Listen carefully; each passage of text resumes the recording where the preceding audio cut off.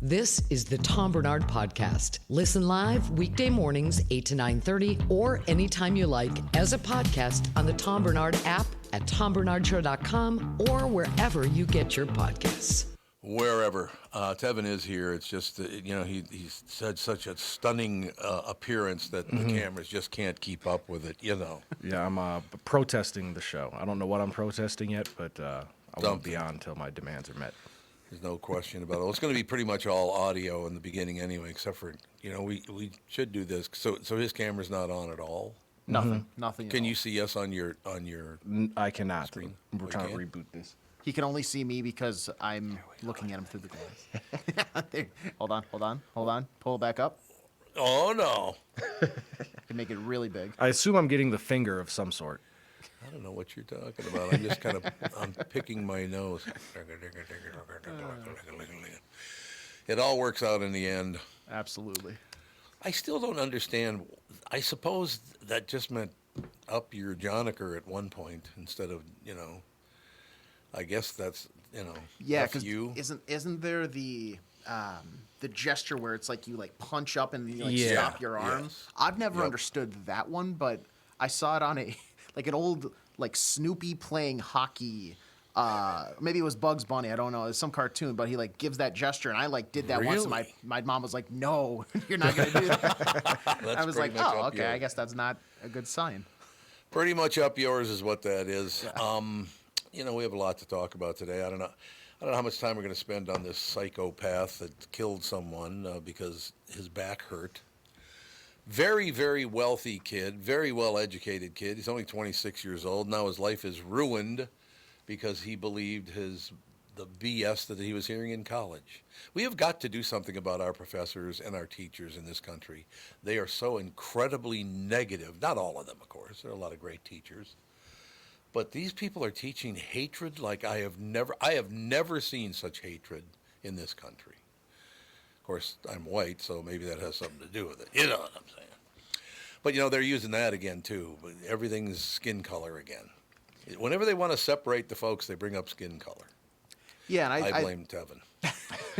And I think it's interesting, Tom, I feel like the media coverage of this is also ignoring a huge, like, almost support of this because it, like, Yeah.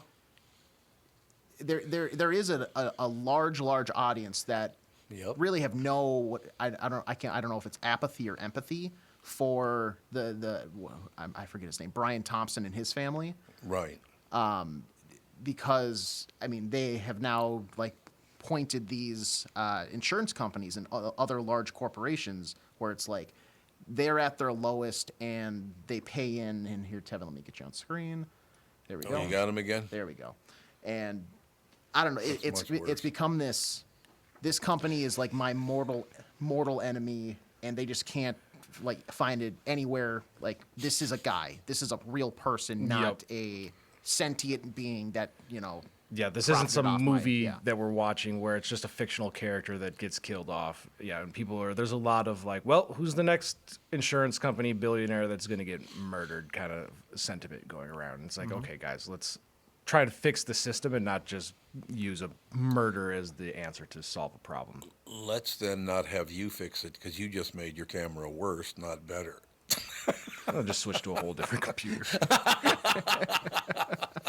Yeah, don't turn it over to Tevin because it'll move in very slow motion if he's in charge of our economy, which might be good. A slow-moving economy might be a good thing. No question about it. Yeah, it's not going to rise very fast, but it's also not just the bottom's not going to fall out. Yeah, right, exactly. Right. No question about it. So, yeah, I don't know. We could talk about the assassination of Brian, what's his name? Brian Thompson, Brian Anderson? What is it? Thompson, I believe. It is Brian Thompson. 50-year-old guy making $10 million a year, and you guys can all argue that if you wish, but to murder someone in cold blood because your back hurts, really? You've been pampered a little bit there, have you? You candy ass. And by the way, handsome. Have you seen his? I don't know what the hell he was wearing, but I don't see him a whole lot of handsome. He looks like a dope. I feel like I'm not one to talk because I see what I look like in the mirror every day. Oh, but here we no, go. he's in from some of the pictures I've seen. He is a very fit person. Yeah. And I wouldn't say that I would like trade places with him because frankly I feel like right now in this current situation I'm in a better spot than him. But I'd say he's a conventionally attractive person. Yeah, and he doesn't fit the stereotype of some rich kid. You would think that he'd be able to either have his insurance, like top insurance that would cover, Right. especially if your dad is the CEO of United Health Group. You would think that your insurance would be good enough to cover your whatever back issues you're Right. having, or your family is rich enough that doesn't matter how much it costs, they'll just pay for your back to get fixed. And so it doesn't fit kind of the narrative of, I was denied and I don't have enough money for my ailing back exactly. type of thing. So it's very weird to me. That's a very good point. The fact that his family could have just picked up that thing and it would have been nothing to anybody. They're very, very wealthy. His dad wasn't the CEO of the United Health, but they have their own whatever. They have golf courses and stuff like that. Sorry. Gotcha. There we go. Yeah, he owns a bunch of golf courses. His dad does. That's exactly it. So, I don't know. I've never wanted to kill anyone. It still might happen one of these days, Yeah, that ticker's still going on. It could be. Yeah, that's right. That's exactly the way, Until good it's way to not. put it. You're right. As long as there's blood pumping through my veins, everybody should be on alert. Hey, what are you doing on the show today, Tevin? Didn't you see BLM is back after a 4-year hiatus? Oh Jesus, what are they doing? You should now? be marching. No, what are they doing now? What are they bitching about? I think this is. I can't remember his name. His last name is like Penny. Is that correct? Yeah. Daniel Penny. There was a incident, and I don't know the full story, so feel free to correct me if you see some more details. But from my understanding, there was a homeless man on a subway or something like that. Oh, I heard about this. And just kind of acting erratically, and one thing led to another, and then a man. I think he was found not guilty yesterday. He was, yeah. I think, is it Denny Penny or is it Daniel Penny Daniel found Penny. not guilty in chokehold death of Jordan Neely. Yeah, he pretty much got him in a chokehold to kind of restrain him, and then it kind of went maybe longer than everybody anticipated, and he died. I don't know. Well, I don't want to say he died from that because I think in court the argument was that some different medical stuff maybe led to it. So I don't want to say anything that puts anything in a weird light. But that I think is the case we're talking about here. It is the case we're talking about here, and it's a situation where he was put on trial. He was found not well. First of all, they threw one of the deals out because the jury was deadlocked, so they dismissed that one. And then they came back in the second charge, and they fully acquitted him. The jury did. But that stuff doesn't matter anymore. You have people, some guy in New York, a big guy. I mean, he looks a little scary when he's yelling at the camera, but he wants all the honkies dead again, Tevin. It's up to you now. Yeah, and I mean, from my experience working downtown, I've had my fair share of run-ins with people that may not have been in their right mind. Oh, yeah. Making some threats and starting to get aggressive. And it's one of those where, I mean, I don't know a ton about this Penny guy or how the situation unfolded, but from what it sounds like with Neely throwing things, yelling, being aggressive on a subway, you're kind of put in a position where adrenaline's going to be pumping. Penny's also a Marine veteran, so his training kind of kicks in, and you hate to see somebody pass away, but also there would have been a lot of damage going on, and you would hope that in a heightened situation you can, slow or kind of apprehend that person without them being killed. But when it's, somebody that's not a police officer that doesn't have that training, I mean, that's kind of what's going to happen, unfortunately. Yeah, I mean, the guy did threaten to kill a couple of people, did he not? That's what I had heard anyway. Oh, okay. I'm not sure about that. I haven't heard that. Yeah, so I don't know. Like I said, who needs any of it? It's just too bad that this stuff even happens. Biggest problem we have today, though, is I tried to talk one of you guys into taking this name, and you didn't, and you were too late now because somebody else. It's a great name for a podcast, but somebody else took it now, and I guess you can just. I wanted either Tevin or AJ to use the name Olia Scooter Caster. But they just wouldn't do it. Yeah, I remember that conversation we had like a week or two ago, Sure. and you were like, "Hey, you should maybe change your name to that. That could be a good little moniker." And I was like, "I don't know, Tom. That's a lot of vowels. That's a lot of syllables. I'm not sure I can really make that work." Looks like you were right, though. Okay, here we go. And now, on the Tom Barnard Show, only a scooter caster. What do you think? It's so many syllables. That's a lot of syllables right there, baby. I'm just It's a picturing lot of syllables. Scooter caster, only a scooter caster. You are absolutely correct. God, I was going down and seeing what the scooter caster is looking at today. A lot of bad things happened, apparently. Are we ever going to get over this situation now? I mean, did you notice, I don't know if you guys watched the news this morning, but up until today, they had shown the shooting before he pulled the trigger. They cut away from it. You see him pointing the trigger at Brian, but that's where it ended. Now he actually shoots him, and Brian moves to his right because he's hit. He moves to his right to try to get away. There's another person standing very close to him, and they walk away from it because they don't want to be shot, obviously. But then the guy goes over and opens up pretty much quite a bit on him, the way it looks to me anyway. But, yeah, there's full video of the guy being shot, and he tries to get away, and, he's still... It's very, very hard to watch it, I'll tell you that. I really wish they wouldn't do things like this. But, let's not murder one another. What do you say?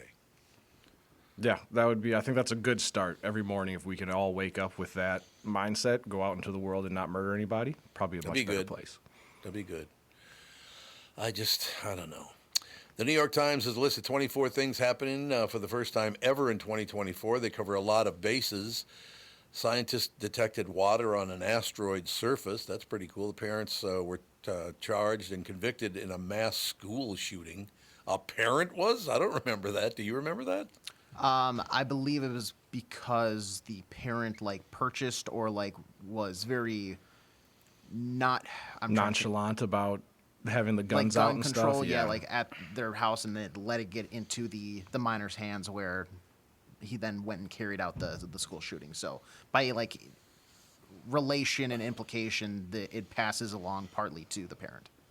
There you have it. I got to find this again too. You guys probably, I don't know, maybe you could help me out doing it and all the rest of it. But Yeah. I don't know anymore on Facebook or X who's real and who isn't, because there's a fake Elon Musk on there. There's a fake Donald Trump on there. So I don't know who the hell is who anymore, who's really posting stuff.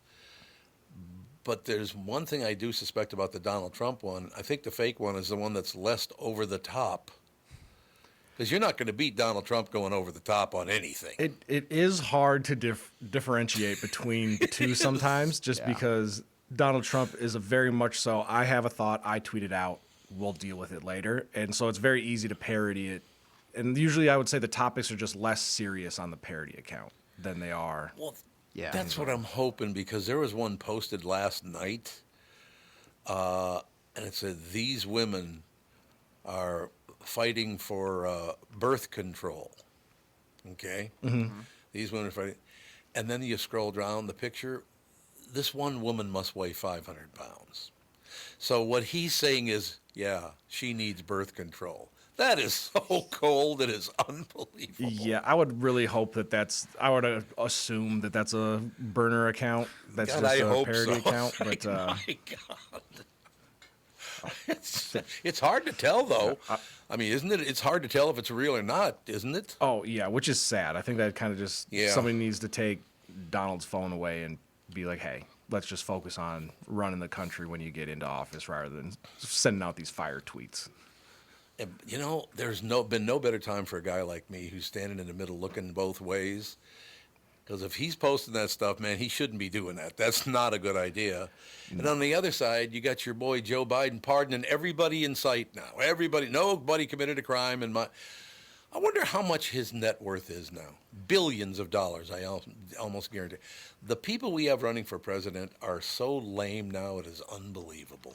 Yeah, and with the pardons, isn't that kind of how every president leaves no, office where they pardon Not a bunch like of this. people, and then I know, like, isn't Trump trying to pardon all of the January 6th people once he gets into office, which I thought it was usually, like, you have to wait till the end of your term to do, like, mass pardons and stuff?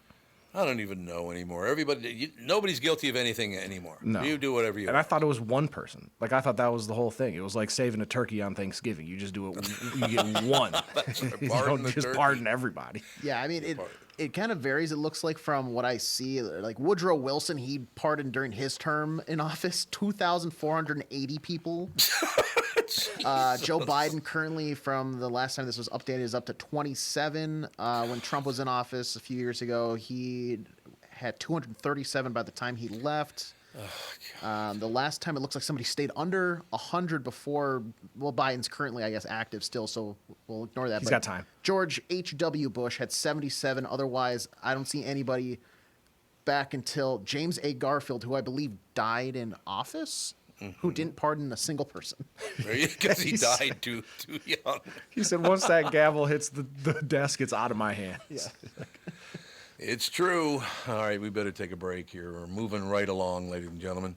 It's time for Wellshire Alzheimer's and Dementia Care Facilities. Wellshire Alzheimer's and Dementia Care Facilities are a place where your loved one will live with pride and dignity. Very, very important. If you care deeply about someone in your life, Wellshire is the place that I highly recommend. Wellshire is a memory care-focused facility that has a full nursing team always staffed within the building, and that is 24 hours a day, 7 days a week, too, by the way. They have never used or relied on any staffing agencies. Wellshire Medina, now accepting elderly waivers after 12 months of private pay. I know these people personally, have for many, many decades. And they are a family-owned local company conveniently located right in Medina and Bloomington. They are the best staffed memory care facility in the state. Wellshire has a robust community with activities 7 days a week. If your loved one is in need of memory care facility, please get in touch with my friends at Wellshire. Set up a tour or learn more at wellshiremn.com. That's WEALSHIREMN.com. When you need someone to listen, a lawyer you know and trust. If you've never been in an auto accident, it's hard to know what to expect from the insurance adjuster. Here are some tips. 1, if they talk to you about whether or not you should hire a lawyer, it's a good sign that you probably should. 2, it's illegal for them to give you any legal advice. They aren't lawyers, and they aren't licensed to practice law. 3, if they tell you that everyone involved in the accident is at fault, they're wrong. This comes from the belief that you're at fault for just being on the road. That's nonsense and not supported by any law. Finally, remember that friendly adjusters are often just gaining information. They want you to do most of the talking so they can file their report. I'm Mike Bryant from Bradshaw & Bryant. I hope you're never injured in a collision. But if you are, don't sign anything until you've talked to us. Find Bradshaw & Bryant, personal injury attorneys at minnesotapersonalinjury.com. Seeking justice for the injured. Bradshaw and Bryant. Ladies and gentlemen, K&L Surplus and Ammo, your one-stop shop for all things firearm related, located on Lake Drive in Circle Pines. Jim, the owner, has over 25 years of experience, offers honest value and great prices with free shipping on a huge selection of handguns, shotguns, AR, and conventional rifles. Over the years, K&L has established the buying power of larger stores, and that's what keeps the cost down. If you're looking for a firearm or need to stock some ammunition, go to K&L Surplus and Ammo on Lake Drive in Circle Pines. You're going to love touring the store anyway. It's a great store. It is online at www.klgunstore.com. You're listening to the Tom Barnard Podcast. We are back, ladies and gentlemen. Judd Zulgad from SKOR North with a crabby looking. Oh, he just left us. He's had enough. Yeah, he's texting me here during the break, and it's not just Tevin that's having tech issues today. Perfect. Judd said he's gonna have to reboot his computer because he just wasn't getting any audio from anything at all. So hopefully he can join us back here in a moment. I would blame that on the Biden administration. Since everything's political now, we'll just blame one side or the other for everything. But it probably is their fault, come to think of it. So, well, Tevin, you're moving at a really nice pace now. So yeah, we got our stuff together. You give your hand to me. You're doing Ray Charles there. Yeah, but anything that goes wrong, like no matter how minor, like if it's something that's just like, okay, ha ha ha, like, oh, thanks Biden, thanks Trump. That's like the go-to, I think, to blame is, like, oh, Well, I remember the thanks Obama. Yep. And it was just like, there's no parking spaces. Thanks, Obama. It's like, okay, we've Everything's lost his the plot. fault? Yeah, we lost the plot. That's okay. I kind of like that, though. Just blame it on somebody else. Never my fault. It's always your fault. There are a lot of people like that anyway. You know what I'm saying? Oh, absolutely. You just can't take responsibility for anything, can you? I don't really understand what that's all about. Anyone? I ran into a young kid, really, really nice guy, very smart young kid. And he... Was this out like on a walk, or where was this? No, I was checking in to play golf. Oh, I was nice. going to go play golf. Very cool. And he was parking the cars and kind of in that whole deal. His name is Ethan, which, of course, is my grandson's name. There you go. But his name is Ethan, and I told... Ethan listens to the show. as a matter of fact, Tremendous. and lives in... I don't know if he lives in West Palm Beach or not, but he... I'm going to bring him on the show. So what I want to do is run some... Matter of fact, I might be able to find a couple in here, a couple of posts that he put on my site in here, because he gave me days he could come on. He's a very smart young kid, fascinated with podcasting. I think he wants to get into it. And then Tevin would have somebody to talk to because he's a young black man in America today. So you Like him would even just more. take over. Yeah, see, Like here him we even go. more. Yeah. Now all of a sudden, it's the greatest. Can he come into studio? Like, He's got a long haul. I suppose I could bring him in here, though. oh no, it'd morning? probably be a little cramped. I think we'll get him via StreamYard, natural environment, so he feels comfortable. Yeah, I think it'd be a good little show. StreamYard would be good. Yeah, Yeah. we can get him on from his house. We can get him from his house, I would assume. If he's got a laptop, you can absolutely. get him on StreamYard, right? Absolutely. Okay, we'll do that. So what I'll do is I'll look up the dates that he's available. Like I said, he's a very nice young man, really smart guy, and he wants to know about podcasting. And I said, I don't know what you're going to learn by watching mine, but yeah, it's one of those deals. It's just, good kid, though. Ethan's his name. That's all I have to say. Judd's not back up yet. No, he said he rebooted. He popped back in for a second. He still can hear anything, and I'm trying to multitask this conversation and help him solve his sound Sure. stuff. So, Okay, well, don't tell him. Does he want to When just does? go? Sorry, go ahead. No, very quickly. Don't tell him, but if he does get back on successfully, I'm going to do this deal. Just so it doesn't sound like it connected worth a damn. What do you think? I'm going to see. I if like it. Does he want to just call in? That's what I'm trying to get him the number. Call in? He's boring enough when you can see him. Thank you very much. Great to be here. He's probably having a bad hair day or something, and he just doesn't want to be on camera. He's got that hair hanging out. That's the Yep. plan. Oh, well, what the hell? I could probably do is just take the other break here until he comes back or something. What do you want me to do? Yeah, we could do that, and then Just pop Egert on and whenever then he comes and on. then we can just do a smooth transition into Egert. Yeah, that's fine. And Yeah. if Judd wants to come on with Egert, that's cool, too. Yeah, That's absolutely. just fine with me. Perfect. All right, we'll take our break here. MyPillow glad to announce that their Christmas extravaganza is finally here. Get this season's flannel sheets for as low as $59.98. They won't last long, so get them while you can. The famous My Slippers have been on sale for over a year. Regular price of $119.98, now only $59.98. The six-pack towel sets, they're back in stock. With extremely limited quantities, only $29.98. With hundreds of MyPillow products, there's something for everyone on your Christmas list, from bathrobes, duvets, quilts, down comforters, and so much more. So go to MyPillow.com or call 800-516-5146. Be sure to use promo code TOM to save on all MyPillow products. For example, flannel sheets as low as $59.98, or the six-piece towel sets, just $29.98, but that's not all. They're extending their 60-day money-back guarantee until March 1st, 2025, plus all orders over $75 or more ship absolutely free. Go to MyPillow.com or call 800-516-5146 today, and please do use promo code TOM. The past several years have been the craziest in the history of the car business. The pandemic, supply chain, and chip issues all causing extreme inventory shortages that led to, predatory pricing. Some dealers charge thousands of dollars over MSRP. We never played that game. I'm Jim Paul of Valley Buick GMC. We knew that would leave a bad taste in a customer's mouth. More importantly, from an integrity standpoint, it was just wrong. So what about the current market? You know, inventory and pricing. Valley has their best inventory in years. Really all the Buick and GMC models. Even the previously hard-to-find Yukons, HD pickups, and Hummer EVs. Plenty of deep discounts. Many with factory rebates and low-interest financing. Then it's a good time to buy? It's a great time. We're welcoming our previous customers back, as well as anyone else that felt the treatment just didn't feel right the last time somewhere else. Valley Buick GMC in Apple Valley and Hastings or valleycardealers.com. Car buying without the bad aftertaste.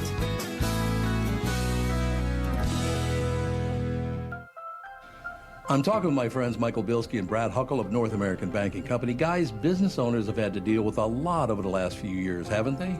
They sure have, Tommy. We pride ourselves on being able to help our customers with the challenges they face. Our business bankers are experts and are always ready to help our customers capitalize on opportunities and solve problems. Loan decisions come quickly because they're made here in the Twin Cities and not shipped out of state like at some of the national banks in town.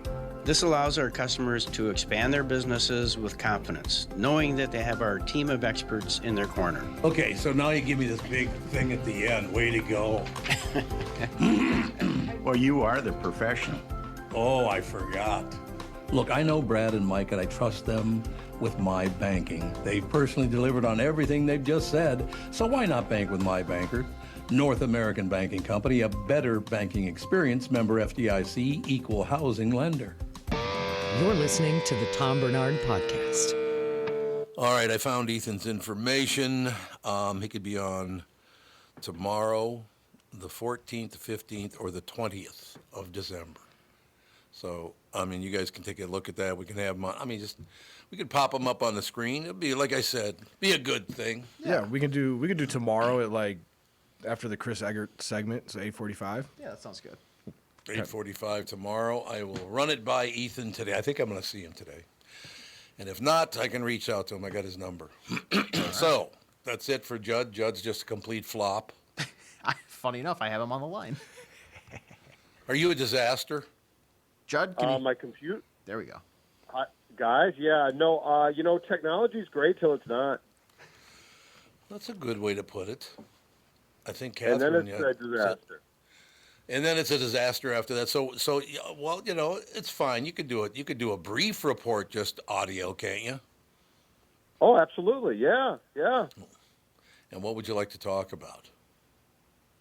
Well, that's the good thing is because, again, Phil takes the day after the Vikings game, which is the great day. Nobody played last night other than Gopher basketball, and let's be honest, nobody gives a damn about Gopher basketball. So, this is a very fitting amount of time for me on the sports update, considering the complete lack of sports last night. You know what's sad about that is that I loved, back in the Jim Dutcher days and those days, I loved Minnesota Gopher basketball. I went to the games, watched them on television. I loved Gopher basketball. What happened? It's a great question. I think it's a lot of things, but I'm with you. I was in the 90s. I was a Clem guy, right?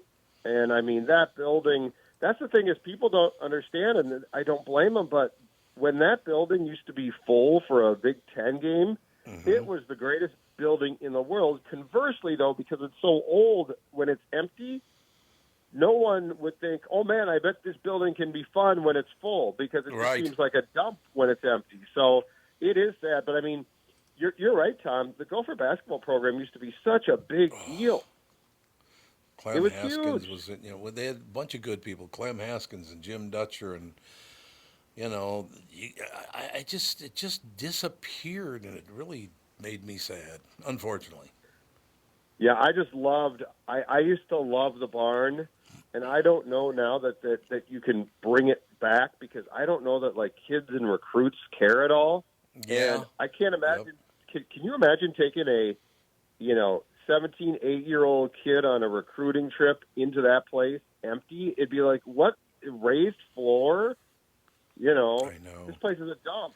Yeah, and it is a cool venue, but I think until you fix the team, it doesn't matter. They could have a state-of-the-art brand new facility, but if the team sucks, like nobody wants to go to Minnesota to lose games. They're like, I'd rather go somewhere else, even if the venue's not as good. So yeah, it's tough when you're, losing to North Texas to get recruits to come hang out. And, the really sad thing is Ben Johnson, who's the coach, had a pretty good team, not a great team, but a pretty good team last season. And they were, essentially all going to return, but then they started to get NIL offers from elsewhere, right? Mm-hmm. And he basically lost, and I don't blame him. It's a cash game. He basically lost that entire team and had to replace them. And look, college basketball is because of this, because of guys consistently now transferring, and it's not the same. To Tom's point, with the Dutcher teams or the Clem teams, we knew those teams. We knew those players. Oh yeah. You don't know them now. They're basically there for a year. They 2 years, and that's it. So the days of being able to name like the starting five and the guys were going to be around for a while, those days are all gone now. Yeah, sports highlights in my life, like the day that I first met Harmon Killebrew, one of my favorite people in the world. Just a wonderful individual, great player, the whole deal. And one of those memories for me, too, one of the great moments of my life is I got to play some basketball games on that floor over there at Willem Arena. I used to love that. Clem would call it Willem Arena. I love that about him. But he did. Playing on that floor, just to be on that floor is like, oh my God, this is like being in heaven. Until, of course, Don Shelby beat the piss out of me, and I looked like I had no idea what I was doing on the basketball court. But, don't worry about my feelings, Don. Your first mistake was playing pickup basketball against the guy from Indiana. You got that right. Don is one hell of a basketball player. I don't know if people know that or not.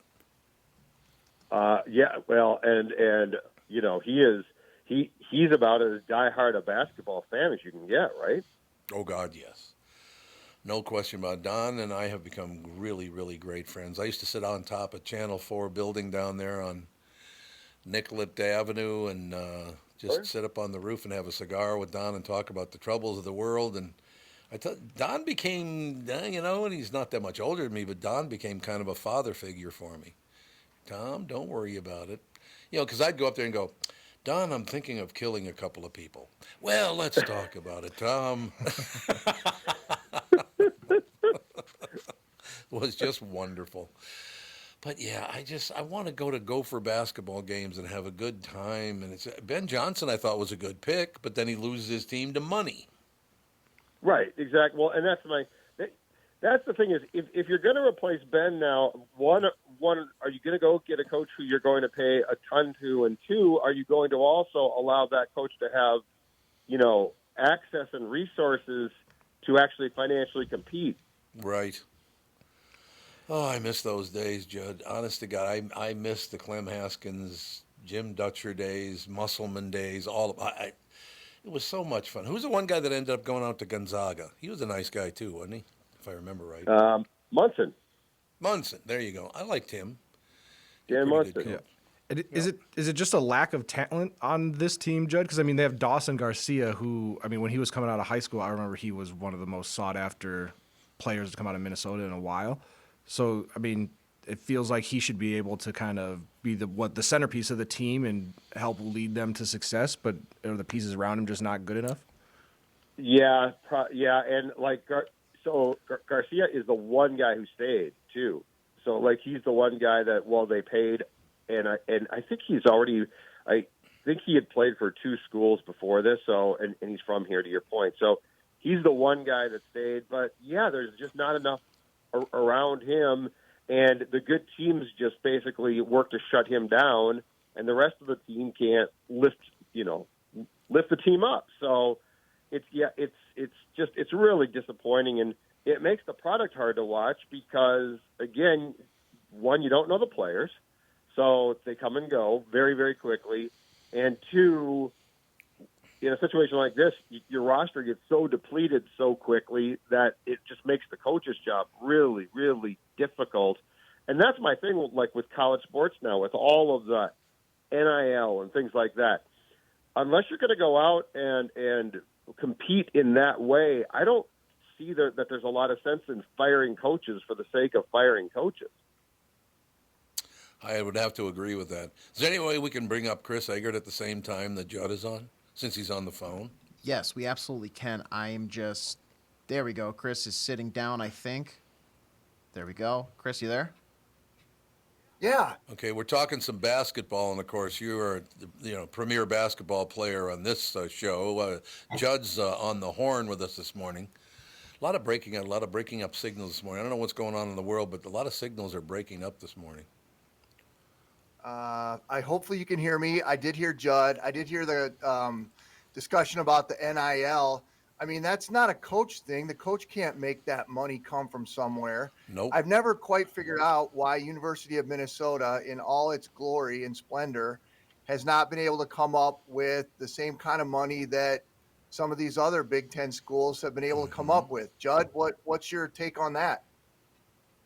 I think it's a few things, Chris, but I think one of the absolutely fundamentally most important things is they don't have, as far as I know, they don't have that Phil Knight, billionaire who's just champing at the bit to give them donations. They do have some.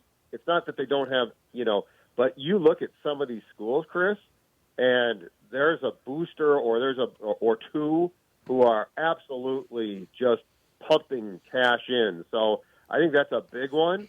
And unfortunately, like when it comes to Gopher basketball, I don't think that person exists. So it makes it really, really tough. Well, it's the basketball, it's the football, it's any of them, but that should be a capacity of that athletic department. And I mean, the money's out there. How many Fortune 500 companies are in this town? How many rich dudes are in it? I mean, the money's there. It's because they don't want to invest in the product because the product's mediocre. That's the difference between Minnesota and Ohio State. You tell me there are more billionaires in Columbus than there are in the Twin Cities? Hell no. It's because they don't want to give their money to something that's average, right? And the billionaires, though, the problem is this. You're not wrong about that, but the billionaires who are here seem to have no ties to the school, and that's also a school problem. But the loyalty that exists to Gopher football and basketball, unfortunately, is very low. And I don't know how you're going to change that. But yes, they definitely need the corporate community here to help them far more, I think, than the corporate community wants to help them. It's weird. It's a weird world. It is indeed. It is. All right, Judd, go fail somewhere else to appear. Yeah, I was gonna say I'm gonna do some computer troubleshooting, Tom, which I'm an expert at. Oh, you and me shoulder to shoulder on that one. Exactly right. We are top of the line. See you guys. See you, Chris. Bye, Judd. Good luck. Thank you. Thanks, Judd. Judd Zulgad, SKOR North. Ladies and gentlemen, Channel 5's Chris Egert, brought to you by Mr. Money Talk, Josh Arnold. Call Josh today for your free 48-minute evaluation at 952-925-5608. What do you think of that? Love it. This NIL thing is it's an interesting topic, and it's a coach can only recruit so well within that universe. If they don't have the money to pay these guys and gals what other schools are paying them, right. Yep. What can they do? There's and as a fan base, then the flip side of that is we can't expect them to be able to compete with some of these teams who've got everyone on the payroll is making a couple $1 million a year. Right. We could just be happy knowing there's some hardworking, good players who want to go to school here, and they also are going to play the sport that they love. I don't know. Can people be satisfied with that? I know. It's unbelievable. Yeah, it's going to take recruiting, 2 and 3 star type guys, and then being able to coach them up to play like 4 stars to hopefully help elevate the program then they to a leave. level. Yeah, but then they leave because they can go get big money elsewhere. So you're either going to have to get a bunch of those guys really just to buy into Ben Johnson and say, yep, we're going to stick this out and show everybody we can do it, or you're going to have somebody that's a millionaire that's bored that goes, yeah, just take, $40 million and build the best team you can. So either we have to get lucky in one of those departments, and it doesn't look like that's happening anytime soon. I might just burst into tears. Other than that, though, everything's going well. Tommy, maybe you should pop open that old checkbook and start writing some checks there to get the. What? I can't hear you. His signal must be breaking up. Signal's breaking up. Those tech issues are persisting. I don't know, there's not been much of an update since yesterday afternoon on this guy, Luigi, being arrested in the Brian Thompson murder. That obviously kind of blew up yesterday, and we know a lot about the guy. Still don't know to this moment what it was that allegedly angered him to the point of shooting somebody in cold blood right in the middle of Manhattan. We do know they found a document, or I'm not going to call it a manifesto, but I've been heard it referred to that, sort of explaining his grievances. But aside from that, guy sounded like he had some back problems. Yeah, maybe lower back. Yep. Sure. Was he denied insurance at some point? I mean, I don't know. So I think until some of that, I was expecting actually that document would be out in the universe by today, which I haven't seen, which I'm a little surprised. That's true. Probably like the main piece of evidence though for the New York Police Department. So yeah, I don't know I'm sure you guys were watching that all kind of unfold yesterday. We were indeed. And then of course I did like that comment that you made on the air yesterday when you said, after you saw who had done it and all the rest of it, and you referenced Bob Sansevier and said, typical Italian. So I did like that when you reported straight ahead, I am wanting to, for the record, I didn't say that. For the record. I'm waiting for someone to drop. So we've drawn the connection that he's from a wealthy family, and they've got some business interest, and one of them's a state senator or something. Right. I want to see the connection to Chuck Mangione. Absolutely, could be. Famed instrumental musician of the 70s, who I know Tevin and AJ probably don't know much about Chuck Mangione. Actually, I should listen to him pregame before all of my games, so I'm very familiar with Chuck.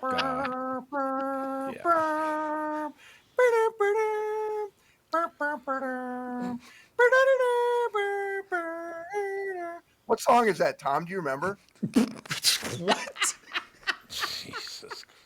Unbelievable. Why me? Why me? That's what I like. You know what song I'm talking about? In the Mood it's In the Mood by Chuck Mangione. Chuck Mangione. It is. You're absolutely right. There's no question about it. Maybe maybe the technology didn't. It sounded really good to me in person. No, it was good. It was fine. Yeah, no it sounded problem the same here. whatsoever. I'd pull it up, but I think there's licensing issues about us playing music here. So, do you think there's any chance that this hatred that's being spewed on the internet will have to be dialed back? Because I'm telling you, this is a rich kid, 26 years old. He's got some back problems. Guaranteed he was all over social media. I guarantee you that. Well, I read yesterday, or I heard yesterday, that one of the things that they found, he'd left a review on Amazon for Ted Kaczynski, the Unabomber's manifesto, and he left a review on it, and the review was, I'm gonna paraphrase, but he basically said something to the effect of, most people will read this and see somebody who's disturbed and blah, blah, blah, blah, blah. Other people will read this and see that all he was doing was pointing out problems in our society and, blah, in our system. And,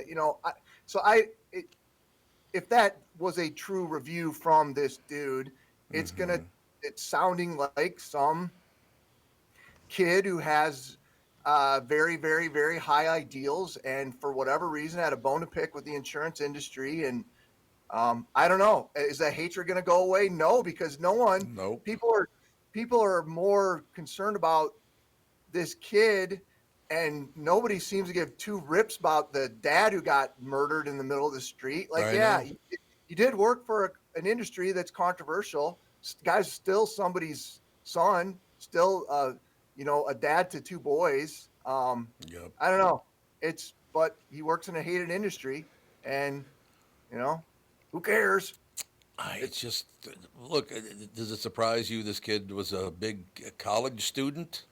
Our colleges are so out of whack right now with what they teach. The hatred they teach in our college has got to stop.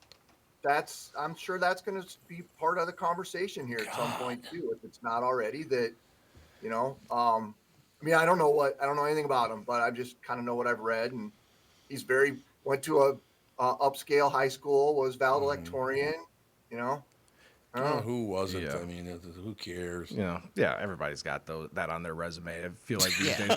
But yeah, and I think like the other thing, because everybody's obviously obsessed with kind of him obviously executing this murder, but then as well, it's like I feel like we also have to address how we got here, because whether obviously what he did was wrong, but like there seems to be this rising frustration that's reaching a boiling point with health insurance companies. And so it's like, I feel like we need to also address like, hey, how can we potentially fix what is causing all these people? Because otherwise this is just going to happen again. Somebody else is going to get denied for a claim, and then it's going to be, somebody's doctor or medical, whatever is going to get murdered. Yes. We gotta work on that. Put the anger where it should be. The insurance companies are only playing within the rules of a system that's been set up for them by Washington. Like, you really want to get down to the core of it, figure that out, but good luck. I was just saying, because all the money that's donated from insurance companies and stuff, like they're not going to turn that faucet off. That guy any more evil than any other person who worked in the insurance industry? Probably not. Mm-hmm. But I don't know. I hope there can be a rational dialogue about it, and not we just get pissed off and go shoot somebody, because that ain't the way to fix things either. No, you're absolutely right about that. Well, thank you for your extra time this morning, because obviously a lot of big news today with the world upside down yet again.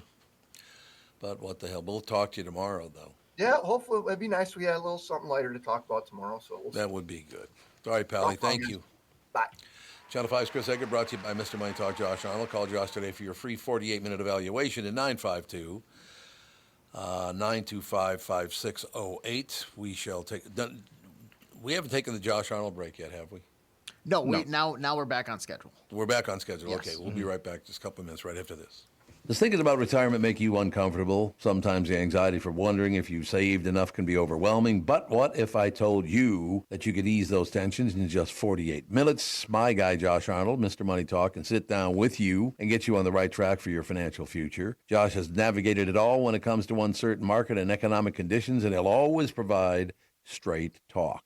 Never sugar-coated advice on how to reach the finish line with your retirement goals. Don't let your financial worries give you an ulcer or keep you from calling Josh right now. His 48-minute no-obligation consultation could be just what you need to feel better about your future. Call Josh today at 952-925-5608. Set up your free 48-minute no-obligation consultation. That's 952-925-5608. Investment services offered by Josh Arnold Investment Consultant, LLC Security Investment Advisor. Past performance is no guarantee of future results. All investments must involve risk. You know that. All comments and opinions of Josh Arnold's do not constitute investment advice. I am a paid endorser. Is that text you're sending so important that you missed your turn? Is that text you're sending so important that you ran the red light? Is that text you're sending so important you didn't see the ball coming onto the road or the child that followed? Hi, I'm Mike Bryant from Bradshaw & Bryant. When you take your eyes off the road for even 4 seconds, your vehicle travels 100 yards. That's the entire length of a football field. If you absolutely have to text, you need to pull off the road somewhere safe and do it from there. Texting and driving is against the law and can cause serious injury or even death to you and others. Now that is important. We hope you're never injured in a collision, but if you are, please contact us. Find Bradshaw and Bryant, personal injury attorneys at minnesotapersonalinjury.com. Going farther with Mike Bryant on your side, seeking justice for the injured. Bradshaw and Bryant. MyPillow is glad to announce their Christmas extravaganza is finally here. Get this season's flannel sheets for as low as $59.98. They will not last long, so get them while you can. The famous My Slippers that haven't been on sale for over a year. Regular price of $119.98 are now only $59.98. The six-pack towel sets are back in stock with extremely limited quantities, only $29.98.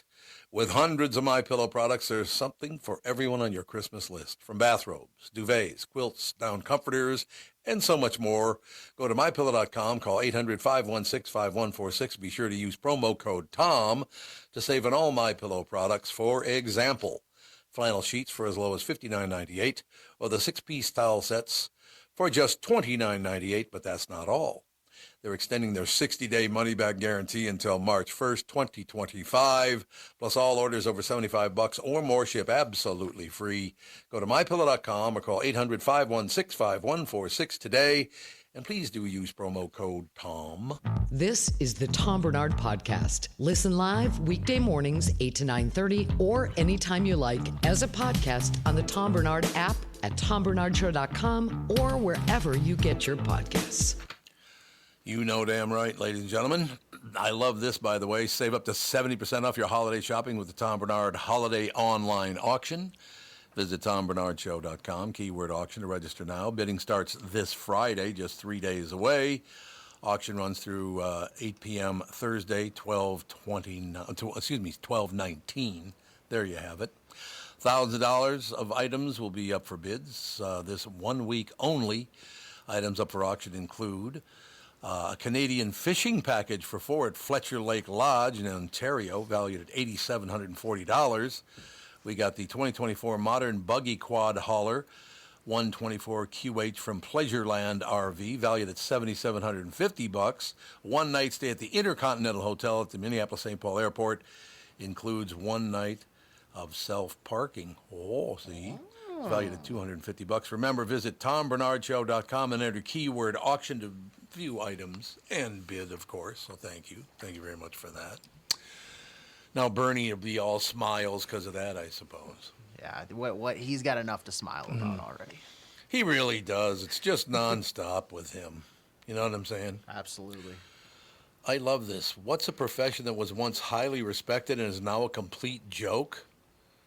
Would that be disc jockey? That'd be one of them? Ooh, yeah, that's probably on the list. I feel like, I don't think they're a joke, but I feel like the respect for them has gone down because at one point it was like this incredible thing, like a conductor. Like, oh, yeah. Like way back in the day when like trains were the only means of travel and it was like, oh, I'm the conductor, or like a pilot. Like, you know, have you ever seen Catch Me If You Can with Tom Hanks? That, like, I don't know, they have like it was very prestigious at one point. Prestigious, and now, I don't know, if somebody says they're a pilot, I'm like, that's cool that you fly planes, but I don't have like a respect. Yeah. If that, like, you know. You're not better than me. It's very neutral to me. I love this. One person said, the real question is, are there professions left that people do respect? Every single person said, yes, one, firefighters. That's it. That's all they respect. Yeah, they've seemed to somehow, like, escape any controversy. You don't hear any firefighter stories, but, like, you know, politicians, I feel like, especially as a little kid, you're like, oh, my gosh, like, they must be the best people in the world. Not necessarily the case. Police are having a tough go about it the last, 10, 15 years. Yeah, it's true. But yeah, there's a lot that have gone down. Travel agents. Yeah, good luck being a travel agent. Now it's mostly just surfing the internet. Are there any travel agents left? Yeah, you hear about them every once in a while, but it's not. I feel like it's more for the elites of the world that I'm too good to go on Booking.com and It's funny you say that. Search. It's funny you say that because it's a tiny, small little office in a building that you wouldn't think is a travel agency near where I live. And it's like, I drive past it almost every day and I'm like, I never see anybody in the parking lot. Oh. Like, I kind of feel bad, but I also don't have the money to book a trip. So. You're right. Okay, how about the take on this one? You ready? Mm-hmm. Yeah. Chiropractors. That whole industry needs a major adjustment. But Get it? Did they ever have respect though? I feel like chiropractors, and no disrespect to chiropractors, like they always, I feel like I'm a doctor, and then doctors go, "No, you're not a doctor. You're just a chiropractor." I feel like it was like chiropractic stuff, like getting your back adjusted was like feels so good. It was like trend. I've never had it, but I have some friends that have done like medical education, and you know they're very chiropractor. They like look down on them, which I think is hilarious. But I have nothing against them. So. Oh my God! One on the list is teacher. The complete lack of respect by government, parents, and kids is astonishing. Yeah, I'm gonna go close the door. Catherine's yammering out there with the door open. For Jesus, Palomino. The teacher one, I think, just from students alone, they have a severe lack of respect. For their teacher. Like I could never be a teacher. I'd get in trouble for smacking a kid upside the head. Like sit down. Yeah, like both my parents work in education stuff. So like I hear the stories and stuff, and you know when political stuff rolls around, it's like, hey, this tax cut for schools is just got approved. It's like, well, it seems like there's ever rarely a giant benefit being thrown the teacher's way. No. And so, yeah, I agree with that one. Yeah, getting MF'd by Timmy because he doesn't want to do his math homework and go outside. Like my mom, she looks at smaller kids. She looks after them and teaches classes to smaller kids, but like she'll get hit by a few select kids like daily, and I'm like, just tell the parents. She's like, they don't care. Right. I'm just like, okay, well, I don't know what we got to do then. I would be like, I'd run it like a prison and be like, find the bigger kids and be like, hey, recess, why don't you go and rough up little Timmy over there, and I'll look the other way. Throw an extra juice box. You get early lunch. I think that did happen. I think you're right about that. I think that's good. I don't know. Like I said, the whole world is just astrologer. Royals used to consult with astrologers to see what was written in the stars for them and was considered a genuine science. Well, how long ago did astrologers collapse? Was it about 200 years ago? I say right about when we stopped riding camels everywhere. Exactly. As soon as we started talking about star signs and like that Taurus energy, and it's like, okay. Yeah, that whole deal. Oh, yeah. So I'm a Scorpio. What sign are you guys? Aries. I'm an Aquarius. Aries, Aquarius, and so I'm the only violent one, the Scorpio? I believe so, yes. Typical. Classic. Does that surprise you? That's so Scorpio of you. It's so Scorpio of you, Tom. Only a Scorpio would say that. Good God. Some people really believe in those signs, though, you know. They really do. Oh, yeah. There are people that I could never date, whatever, because we just don't. It's like, okay, let's all calm down. Yeah. Well, yeah, they can't. Well, I suppose people do want to find magic in their lives, don't they? Wherever they can find magic, they'll look for it, and hopefully they'll find it, and it'll make them a lot happier. I guess. I think people sometimes want to think that like there is like a destiny or like there is like a fate, and then the stars are aligning. So like if you don't fit with some channel of compatibility, like, oh yeah, we can't, and it's to affirm or deny beliefs. So. Yeah, and the daily horoscope, it's like if it's a positive one, like okay, yeah, use that as your motivation to today's going to be a great day, but also you can't, if it's a negative one, you can't let it just tear you down because the newspaper said that all Scorpios are going to have a crap day. I would think so. The Golden Globe nominees were announced yesterday, and the big story surrounds a movie you might not ever have even heard of, as a matter of fact. It's called Emilia Perez. Got 10 nominations. I've never heard of Emilia Perez. Have you? I have not. Let me look this up real quick. It's a record for a movie in the comedy. 10 nominations, by the way, it got. That's a record for a movie in the comedy or musical category. The previous record was held jointly by Barbie and 1972's Cabaret with 9 each. The movie debuted at Cannes in May, then got picked up by Netflix. It's about a drug dealer who hires an attorney to fake his death so he can transition into a woman and live in... Jesus, there's a lot. A little more involved. Yeah, there's a lot going on in this movie. There's a lot going on. Other than the description, it's a musical thriller, so that's probably why we haven't heard much about it. I'm gonna kill you, don't you kill me. But Selena Gomez is in it, Zoe Saldana, so there's like some bigger names in there. Right. But interesting. We'll see if I can survive a musical. No question about it. So let me run this. The movie debut. It's about a drug dealer who hires an attorney to fake his death so he can. Why would you have to fake your death to transition into a woman? I'm not sure. Here's the Google synopsis. Oh, okay. A Mexican lawyer is offered an unusual job to help a notorious cartel boss retire and transition into living as a woman, fulfilling a long-held desire. So good for them. Yeah. So I mean, I don't know. If it's got a lot of nominees, I'm guessing it's probably maybe worth a watch. And I think they missed the main part of the story, which would have been cooler to see a closeted transgender person run the Mexican cartel, because you don't think of that person as like somebody who's like a woke type person. Yeah. So to see that would be more, I think, entertaining than the post transition. But I have a question for both of you, the younger generation, all the rest of it. Mhm. When I was a little kid, we had what was then referred to as a hermaphrodite in the neighborhood. I don't even remember what it was. It was like a combination of organs or something. I don't know, whatever. But I have never understood why anyone, if somebody is a man wants to become a woman, why do you give a rat's ass one way or the other? I mean, it's not your life. Why would you care about that? yeah, as long as they're old enough to understand the long-term ramifications, like it's not something you just like wake up one day and, yep, I'm gonna make this decision, like it affects the rest of your life, like do whatever you want. Yeah. It was like, I think 20, maybe even 25 years ago, we had a man to a woman transition and a woman to a man transition on the show. And 25 years ago, and all the way back then, I said, why does anyone care? You be you. Mm-hmm. So, what the hell? I've never understood that, why people get so whipped up about that kind of thing. Is that... And it's not always just a religious thing either. You would think it would be, but apparently it's not.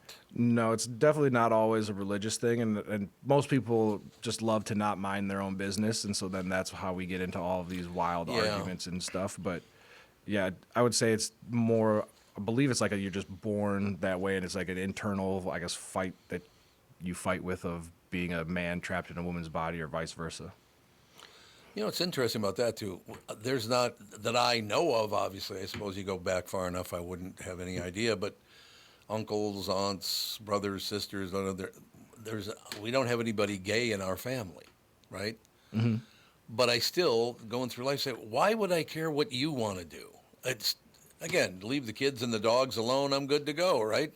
Right. Right now, there's two people doing something that I have no idea about, and it has nothing, like zero effect on my day.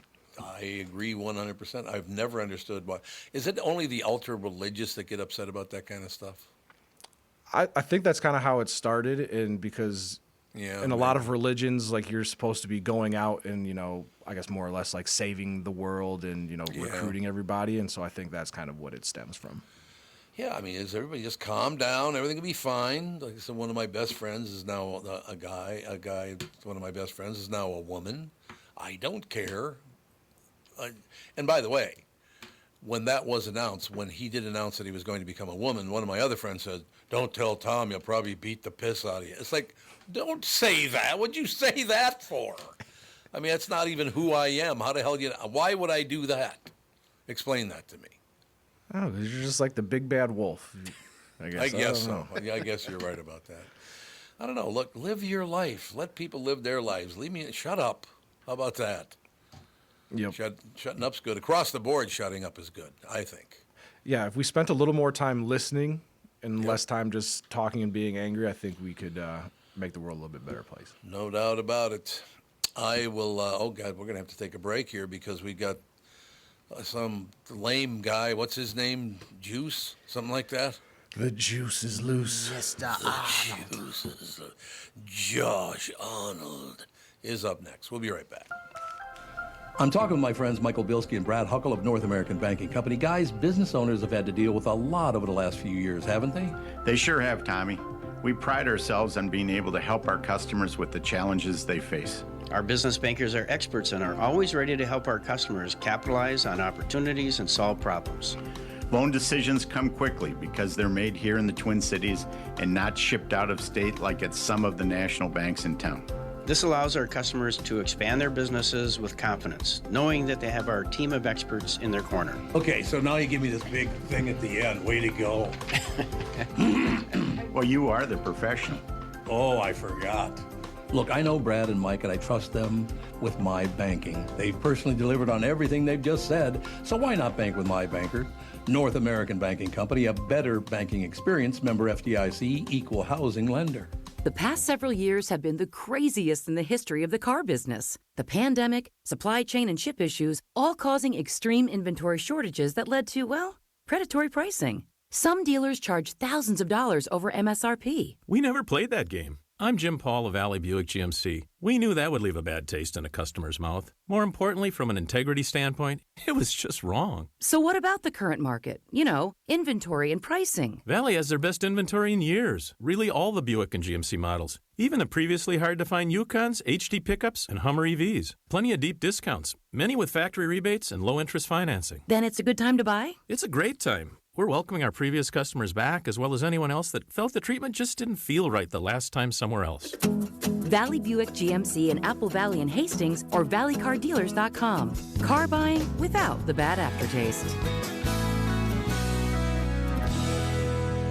Does thinking about retirement make you uncomfortable? Sometimes the anxiety for wondering if you've saved enough can be overwhelming. But what if I told you that you could ease those tensions in just 48 minutes? My guy, Josh Arnold, Mr. Money Talk, can sit down with you and get you on the right track for your financial future. Josh has navigated it all when it comes to uncertain market and economic conditions, and he'll always provide straight talk.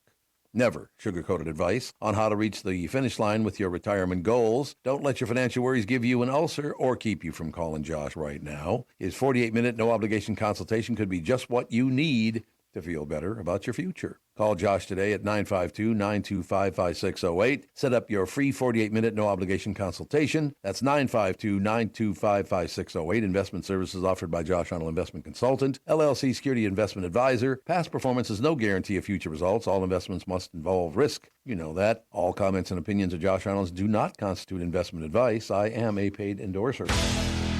This is the Tom Barnard Podcast. There you have it, ladies and gentlemen. I just got some advice from a listener, and I think they're right on the money. As a matter of fact, wondering, the real Elon Musk accounts on X, the real Donald J. Trump accounts on this listener told me what I should do is look at it. I'm looking at real Donald Trump, Donald J. Trump. He has 95.8 million followers, so I would assume that's the real guy. Yeah, that's probably him. Almost 96 million followers. Yeah. You know how many people he follows? One, and it's Mr. Josh Arnold. That's exactly right. Very much. I like but that. the only reason he said Josh Arnold because the actual number is 53, which is your IQ, isn't it? Oop. Well, I think if you add 100 to that, then we have something. 153, baby. There you go. Josh Arnold, what's Mensa. happening? What's happening, Pally? That's probably still short of Mensa. What's happening? Artificial intelligence is happening. The use of artificial intelligence is happening. And it's happening big time as companies are bid up that can utilize and develop artificial intelligence. And I'll tell you, the utilization is the big thing.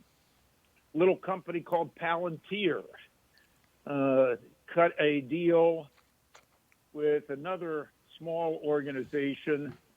I think it's called the United States Special Forces Operations Unit. Extended a contract that they have with Palantir for about 37, it's just a small one, $37 million. So that extends Palantir's reach into the U.S. Defense Department and allows the Defense Department to take Palantir's data analytics software for use in finding more bad guys. Ooh. Palantir has been doing a lot of work with government agencies, not only here in the United States, but abroad, and that has helped boost their stock. They've also extended their reach into the commercial world as well. Palantir stock is trading close to an all-time high, but the stock is very expensive on a price to earnings and definitely on a price to sales basis. Last night, C3AI, a company started by Thomas Siebold, who sold his Siebold system a number of years ago to Oracle before starting C3AI. They reported they lost less money than had been expected and increased their revenues as they extended their commercial contracts, as well as them cutting a deal a few weeks ago with a little company called Microsoft, so that Microsoft will say, sell a lot of C3AI's software as part of Microsoft's AI package. So that could help boost C3AI. Again, this stock is expensive on a price to sales, and since it doesn't have any earnings yet, but definitely on a price to sales basis. So these companies, again, are very expensive. And then we can extend that to other companies like NVIDIA or AMD, the semiconductors. They also are expensive relative to other semiconductor companies on a price to sales and price to earnings basis. So definitely know that if you are buying them, you're paying up for them, number one. And two, companies that have these higher multiples do have higher risk factors.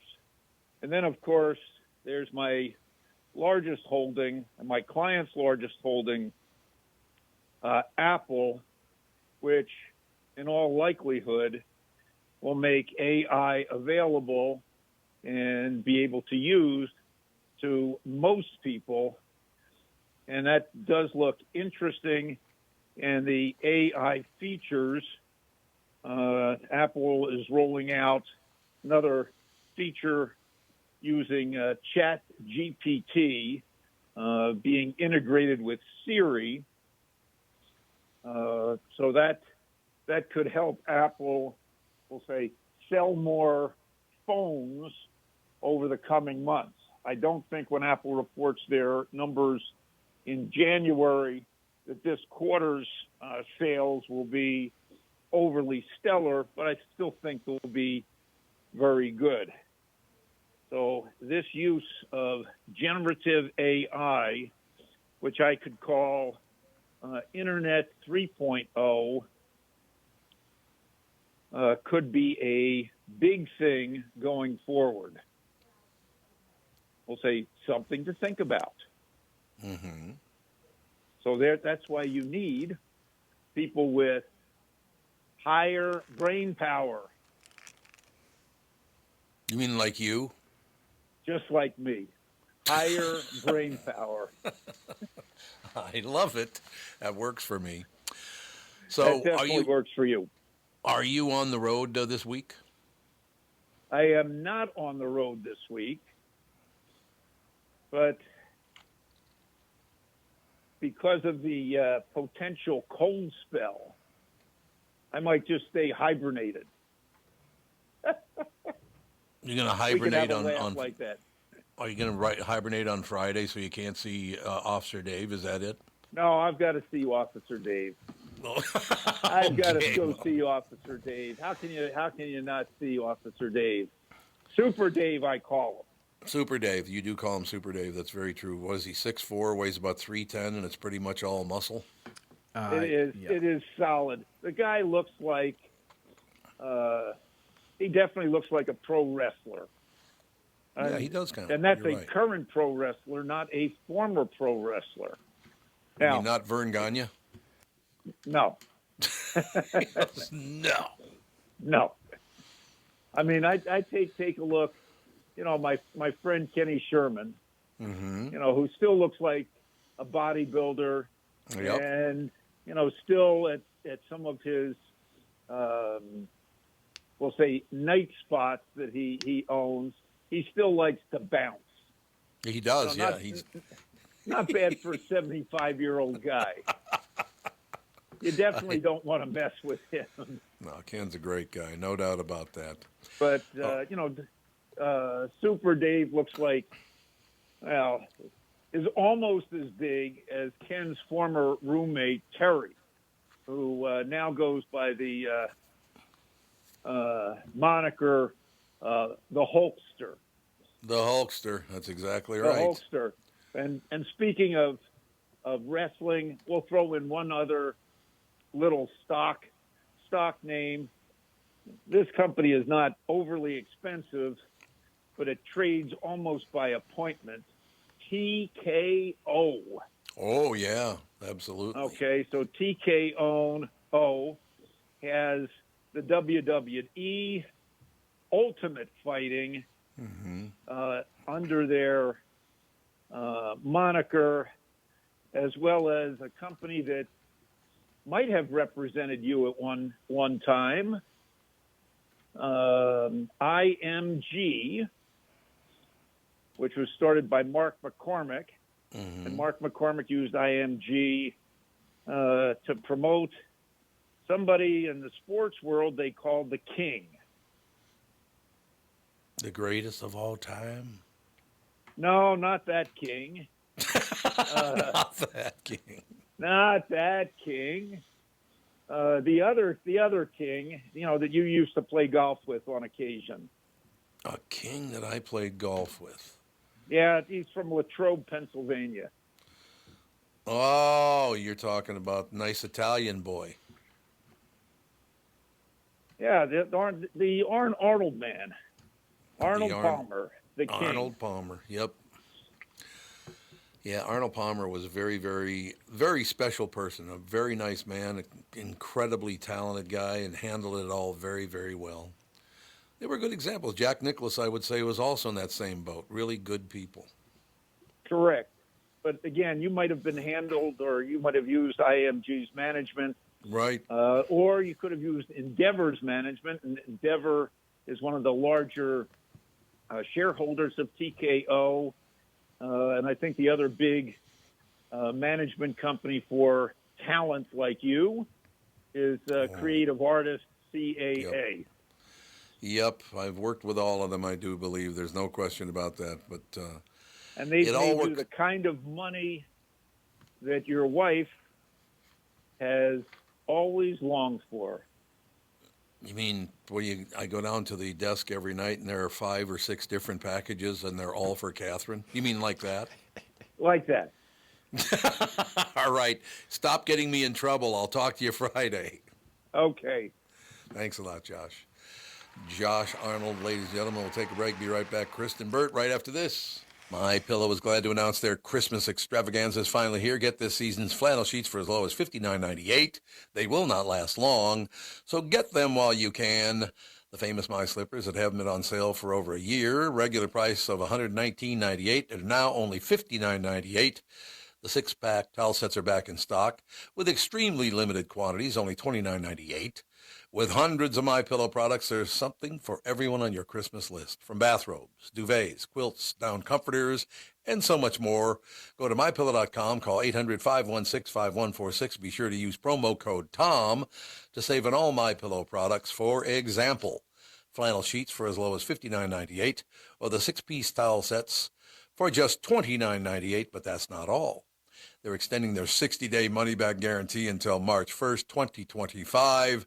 Plus, all orders over $75 or more ship absolutely free. Go to MyPillow.com or call 800-516-5146 today.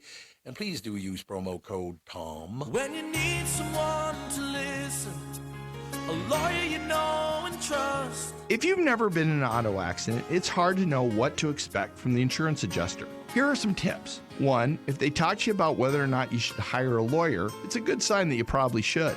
2, it's illegal for them to give you any legal advice. They aren't lawyers and they aren't licensed to practice law. 3, if they tell you that everyone involved in the accident is at fault, they're wrong. This comes from the belief that you're at fault for just being on the road. That's nonsense and not supported by any law. Finally, remember that friendly adjusters are often just gaining information. They want you to do most of the talking so they can file their report.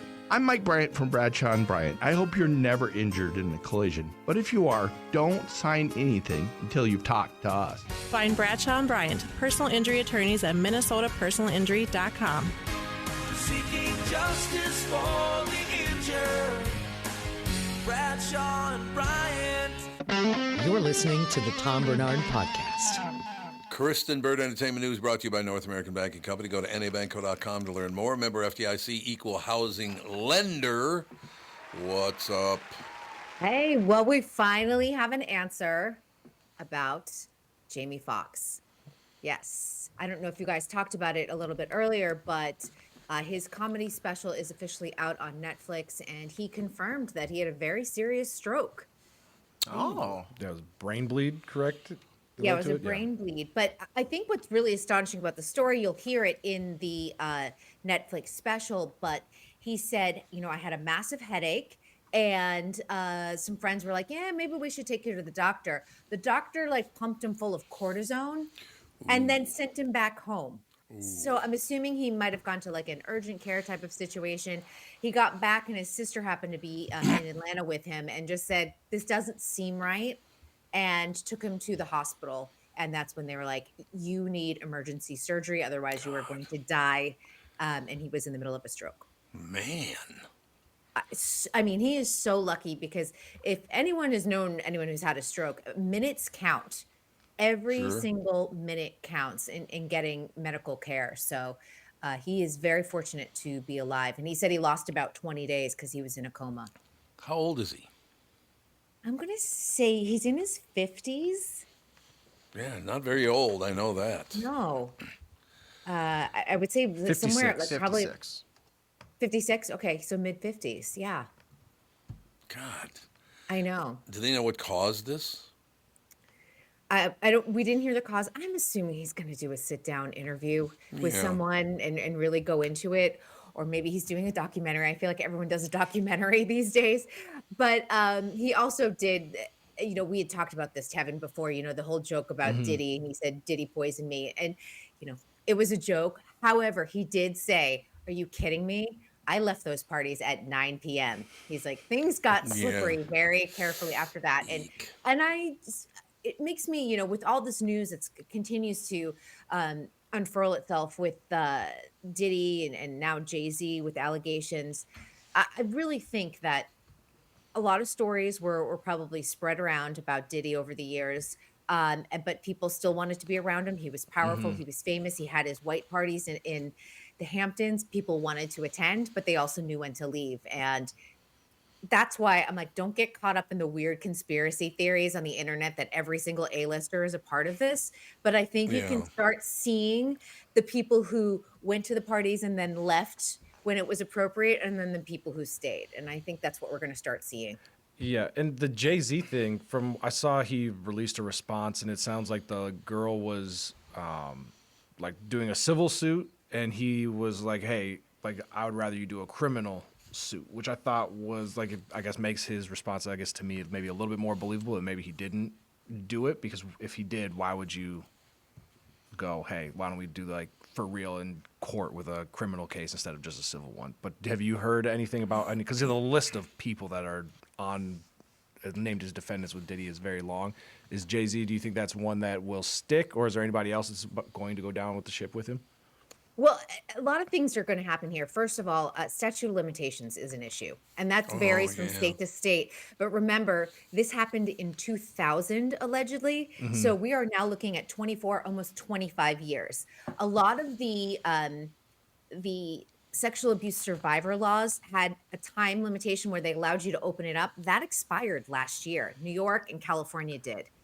So hers probably doesn't fall within we're expanding the statute of limitations on this, and you can get a criminal case. So it's going to be very complicated unless the laws change and things like that. And civil may be her only avenue at this point. And so we'll have to, I don't know. We'll have to like look into what New York has on the books right now. And, but first of all, he's saying that he's being extorted for money. Her lawyer is saying, hey, we asked you to just come to the table. We never asked for any money. And, Jay-Z wants her to be named. Traditionally, you don't ask for sexual assault survivors' names to be made public. But he's saying, if you're going to name me as a sexual assault abuser, then you should be named as the victim, and we'll take it from there. He did show up last night on the red carpet for the Mufasa premiere, because Beyonce and his daughter Blue Ivy both voice some of the characters. And he's standing firm that he did not do it. I think like if you feel guilty or something, you probably hide, but he was out there in public last night. Mm-hmm. It's a weird one. Has anybody ever understood what the great thrill is for two grown men? Because in this case, I don't know who was there and who wasn't, but they're saying that there were two grown men and like a 14-year-old girl. Isn't that the story? It is. This was a 13-year-old girl. 13-year-old girl. Yeah, and a lot of the allegations, and at least let's just tie it directly to Diddy for right now, because there are criminal charges here. And with Diddy, there seems to be a pattern of women being recruited by some of his staff, whether it's at an event or at a concert, being brought into a party, being handed a drink that all of a sudden they don't remember anything. So obviously there was a drug in the drink, and then a situation happens, whether it is with Diddy or somebody else or several people. But there's a pattern here, and these women don't know each other. And a lot of these women were under 18. So that's my question. What is the great thrill of having sex with a 13-year-old kid? I don't get it. Well, that's a sickness. And first of all, but also women over 18 were also involved in this. And again, we go through like the power and the money and the fame and the dark side of fame with all of that. Right. Yeah. I mean, forcing yourself on somebody else, how is that thrilling? I don't get it. No, it's just, all it is sad because it alters a person's life forever. And I think that's, the situation. And, I know Diddy denies every single thing, but there are too many cases to ignore it. It reminds me of Bill Cosby. Again, a pattern, women who don't know each other. And this, this pattern continued on for a long time. And by the way, he joked about it on his comedy albums. Oh, God. The Bill Cosby thing. I mean, that story still, because I was someone who grew up with the Cosby Show and was obsessed with that show. Loved it. I went to college with Tempest Bledsoe. She and I were at NYU at the same time and went to watch a taping with her. And it was just incredible. It was an incredible show. And that entire legacy is really, the work was good, but behind the scenes was really dark when you think about it. Yeah, no question about it. I just keep thinking about a few years ago now. I think it was about a few years. Maybe it was longer than that. I was asked to go in it was a club in, I don't want to say where it was, but I was asked to go there because Bill Cosby was there. So Catherine and Alex and I went to see Bill Cosby. He was a bizarre man, I will tell you that. You ever spend any time with him? I did not. Very Other than weird. that taping, yeah. I don't know anything beyond. And then didn't he lose control of he had a stroke or something and one of his eyes wanders now and that whole deal? He's had a lot of health issues over the years. But I also think that, remember, he had a child, not from his wife. He had an affair. And then that child tried to also extort him for money. And then that whole story was then picked up by National Enquirer at the time. And we were like, Bill Cosby had an affair. Oh my gosh, he's America's dad. Right. That was a bit, and then he lost his son Ennis, and another weird story, off the 101 in Los Angeles. He just happened to be, it was basically an attempted carjacking, and he was murdered along the side of the freeway. Really weird stories when you think about it. Yeah, it is that whole deal. One time I was offered a job at KLOS out in Los Angeles, your neighborhood, and I went out there and hung out for about a week and went, no, this is not a good fit for me. It just wouldn't have been, I don't think. Yeah. It's just there's a lot of that stuff going on. Look, don't get me wrong, Southern California is beautiful, no question about it. We used to go out there and visit my brother when he lived out there, and magnificent beaches and all the rest of it. But like every other state in America, there's some weird people living in California and every other state too. I think with Los Angeles and some other, I would say probably Miami, which has a big party scene, New York City, you really have to stay firmly rooted in who you are and not get caught up in, the scene. And I say that with air quotes, but it is easy to get roped in, and you see how it happens to people. And it is that, like, I think oftentimes people think they can reinvent themselves and be someone that they're trying to escape maybe from back home, or they're not comfortable in themselves and the self-esteem issues. And that does happen in Los Angeles quite a bit. Yeah. And then the other side of it, there's like the boring people in Los Angeles, like me, who most of my friends are from the, I'm boring. I'm boring. Boring.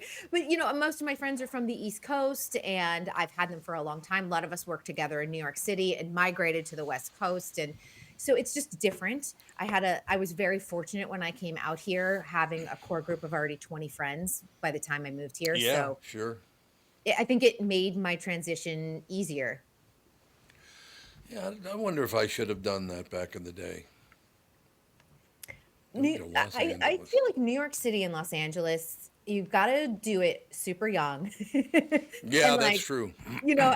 Get it and do it, and then decide if it's a place for you.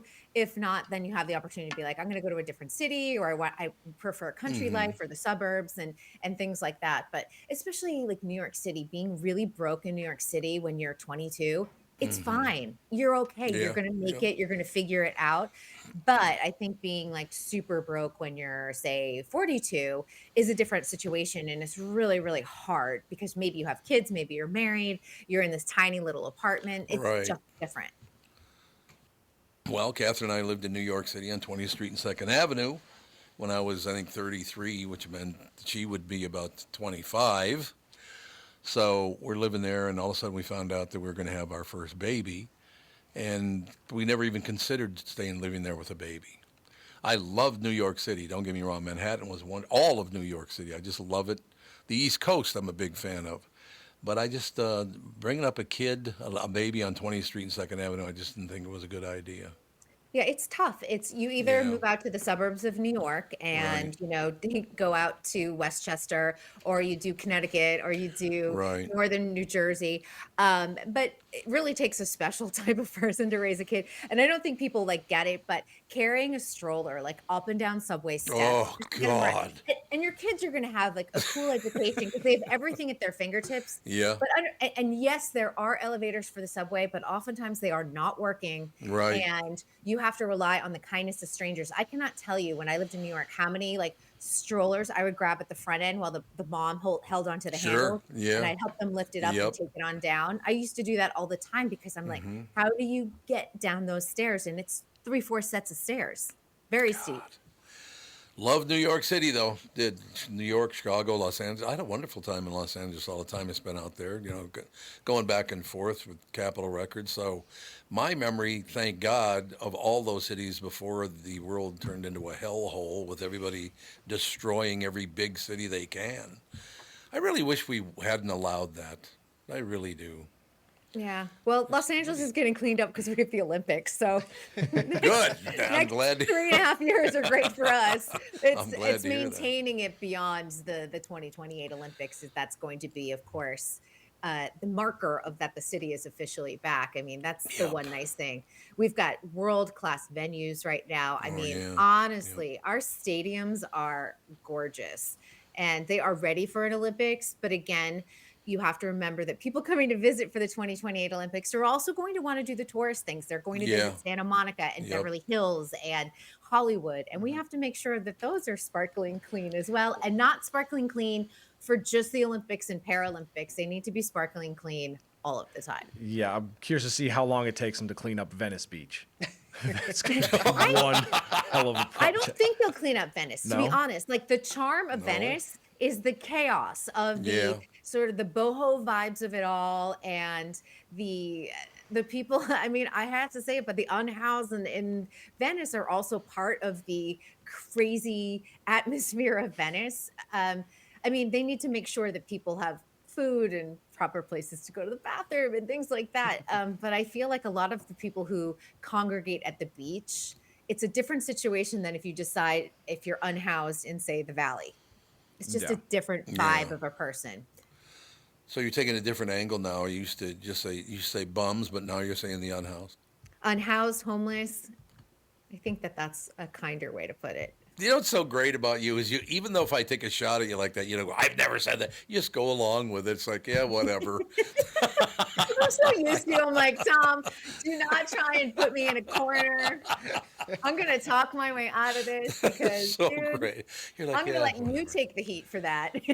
Oh, I've taken plenty of heat. There's no question about that. So I will spin myself out of this. there you have it. Any closing words? Any closing words? Oh, you know, I know we were talking about your memoir yesterday. Jeremy Redder, and I think this one would be of interest to you, is also writing memoir about his recovery over the last 2 years. And he just did a panel yesterday at a film festival, and he said he is 25% made of titanium now after his accident. Oh, God. Real life Iron Man. But is that like an actual number? Is that man. like Yeah, he's literally the bionic man. God, that is unbelievable. No Unbelievable. But he is writing a memoir about it, and he said, I believe it's in the editing process, so it should be out in 2025. That would be someone you should try and get on the show, because I think that would be a fascinating interview for you. I would love to do that. Are they bringing Kingstown back? Oh, I hope so. I believe so, yeah. God, it's a great show. Yeah.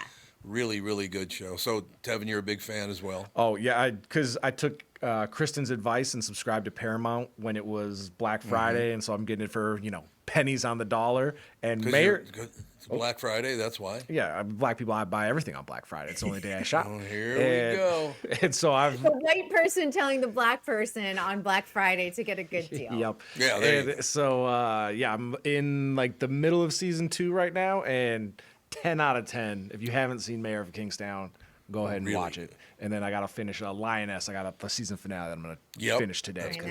Yeah, there's a lot. Paramount Plus, really, I think it's an underrated streaming application. And, and I think CBS does a lot of live specials very well. They know how, for us on the West Coast, we get to watch it at 5. Sometimes some of the other channels will be like, you have to wait till 8 p.m. I'm like, at that point, everything's all spoiled on social media. So I love that Paramount Plus, we can just grab it live at 5 p.m.